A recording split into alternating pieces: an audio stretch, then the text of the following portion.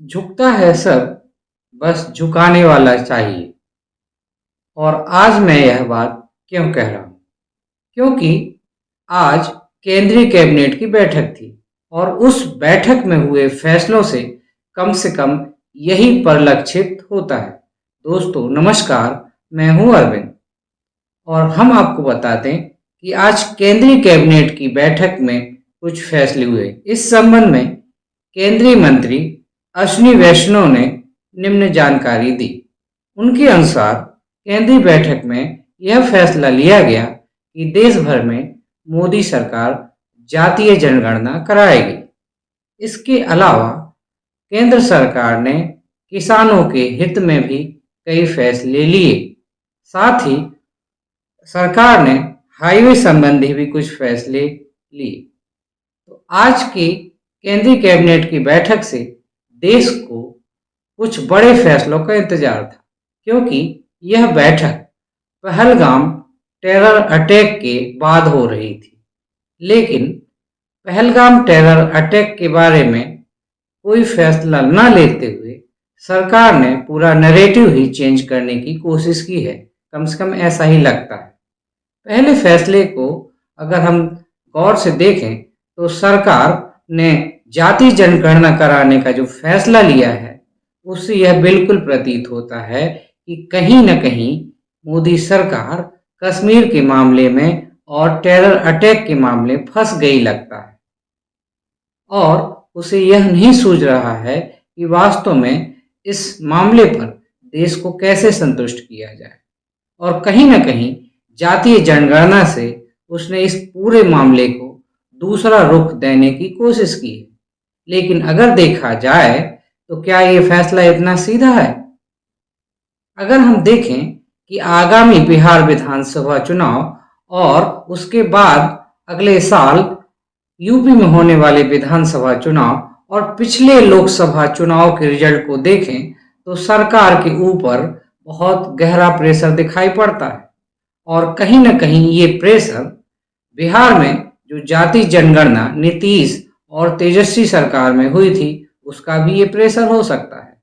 और पूरे देश भर में राहुल ने जो जाति जनगणना की मांग की है उस कारण से भी ये प्रेशर तेजी से बढ़ा है। इसके अलावा आप उत्तर प्रदेश में देखें, अखिलेश यादव ने जो पीडीए समीकरण बनाया है यानी पिछड़ा, दलित और अल्पसंख्यक, इस कारण से भी मोदी सरकार और भाजपा पर यह दबाव पड़ा है और कहीं न कहीं वो भी जातीय राजनीति को करने के लिए मजबूर हो गई है। लेकिन क्या ये फैसला अब भी इतना सीधा दिखाई पड़ता है?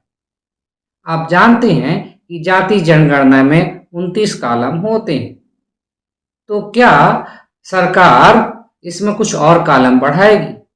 क्या जातियों में भी उपजातियों की गणना तो नहीं कराएगी? आप पहले ही जानते हैं कि पिछड़ों और दलितों को बांटने की जो राजनीति की गई है उसमें पिछड़े में भी अति पिछड़ा, दलित में भी महादलित किया गया है। और इस प्रकार से हम देखते हैं कि ये जो राजनीति होती है उसमें देने की घोषणा तो बहुत की जाती है लेकिन मिलता क्या है? और हम देखते हैं कि अगर दूसरे फैसले के बारे में देखें तो है किसानों के हित संबंधी बहुत सारे फैसले लिए गए। तो किसानों ने तो बहुत सारे आंदोलन किए, लेकिन तब से क्या सरकार अभी तक वेट कर रही थी कि किसानों के हित में फैसले लेने हैं? और तीसरा जो फैसला है हाईवे से संबंधित, तो सरकार तो पिछले कई सालों से हाईवे बना ही रही है, तो इसमें नई बात क्या है? तो इस पूरे परिघटना से यह निकल कर आता है कि कहीं सरकार कश्मीर के मामले में और टेरर अटैक के मामले में फंस तो नहीं गई है?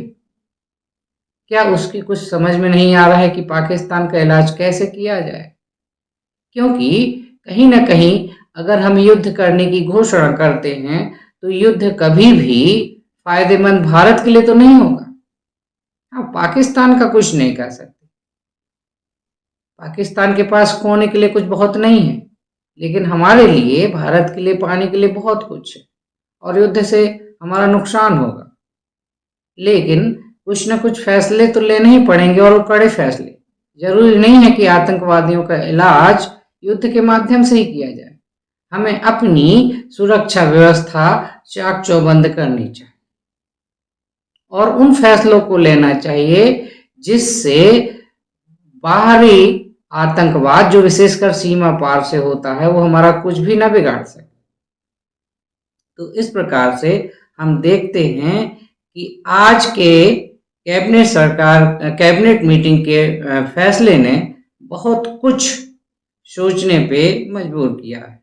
कहीं ना कहीं सरकार भी रणनीति तो नहीं बदल रही है, विपक्ष के लिए नई रणनीति तो नहीं तैयार कर रही है। तो देश हित में सबके लिए यही अच्छा है कि सभी सत्ता पक्ष और विपक्ष मिलकर देश हित में फैसले लें, देश के लिए काम करें।